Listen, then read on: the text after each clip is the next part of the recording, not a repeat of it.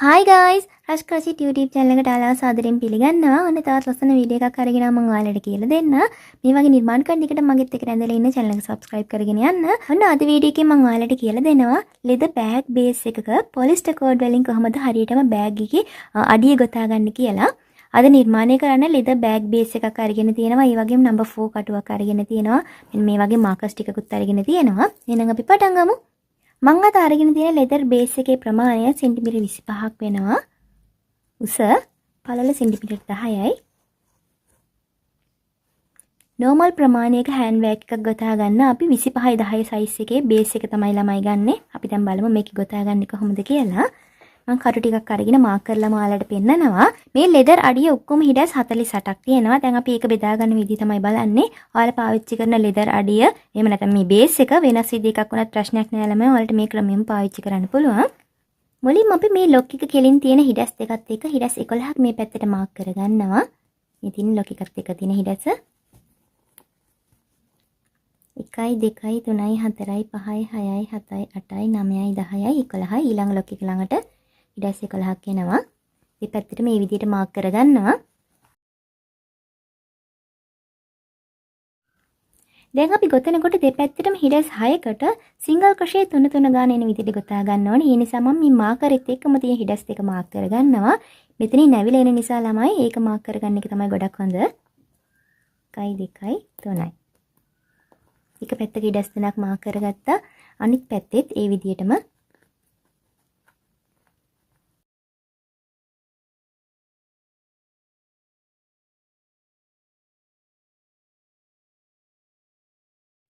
මේ විදිහට මම හිඩස් 6 6 ගානේ දෙපැත්තෙම හිඩස් 12ක් මාක් කරගත්තා. දැන් අපි මාක් කරගත්ත හිඩස් වලට සිංගල් ක්‍රොෂේ 3 3 ගානේ දාගන්නවා.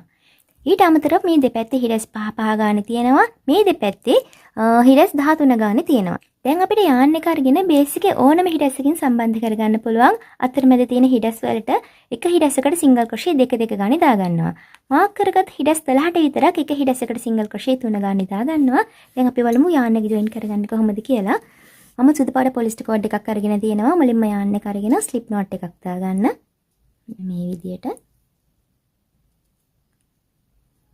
යාන් එක කටුවෙම තියාගන්න. බේස් එක අරගෙන මෙන්න මේ හිඩසට තමයි මම මුලින්ම පළවෙනි සිංගල් ක්‍රොෂේ දෙක දාගන්නේ.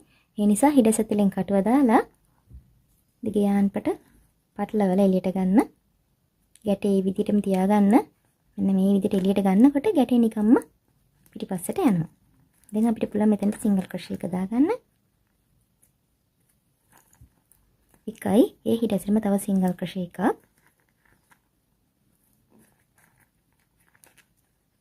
මෙන්න මේ විදියට. පළවෙනි සිංගල් ක්‍රොෂේ දෙක දාගත්තා. දැන් ඔයාලා ගොතනකොට මේ ඉතුරු වෙන යාන් එකත් එක්ක තියලා ගොතාගෙන යන්න එතකොට ලේසි.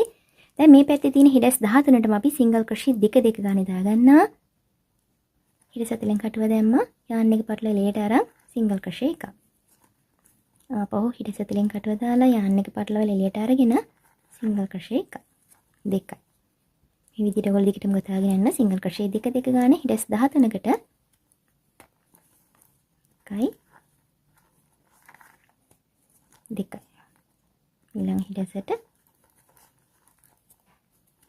එකයි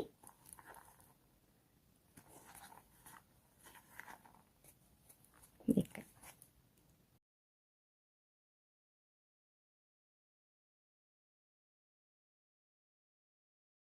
හිඩස් 13ටම ඉන්ක්‍රීස් 13ක් ගොතාගත්තා. එහෙම නැත්නම් එක හිඩසකට සිංගල් ක්‍රොෂේ දෙක දෙක ගානේ ගොතාගත්තම හිඩස් 13ට.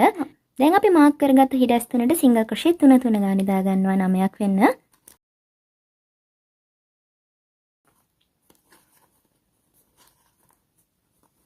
එකයි දෙකයි තුනයි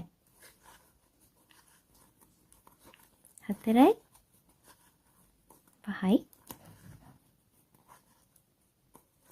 හයයි හතයි අටයි නවයයි. සිංගල් ක්‍රොෂේ 9ක් දාගත්ත මේ හිඩස් වලට. දැන් මෙතන තියෙන හිඩස් පහට අපි සිංගල් ක්‍රොෂේ දෙක දෙක ගානේ දාගන්නවා 10ක්. 1 2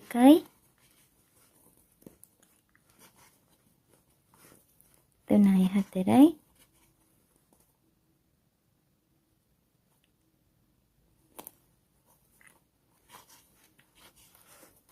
5යි 6යි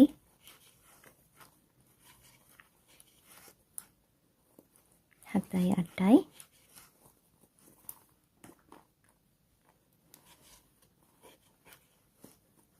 9යි 10යි.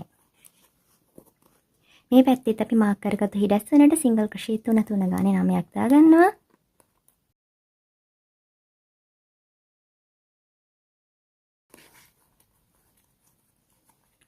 1යි 2යි 3යි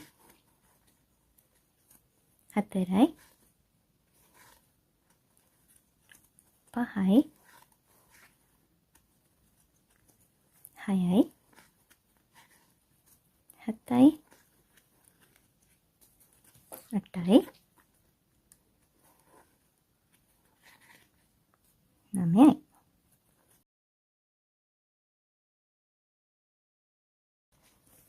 මේ විදිහට අපි බෑක් බේස් එක පැත්තක් ගොතා ගත්තා. මේ විදිහට අපි අනිත් පැත්තෙත් ගොතා ගන්නවා. හිඩැස් 13ටම සිංගල් ක්‍රොෂේ දෙක දෙක ගානේ දාගන්නවා. මේ පැත්තෙත් මාක් කරගත්තු හිඩැස් දෙකට සිංගල් ක්‍රොෂේ 3 3 ගානේ 9ක් දාගන්නවා.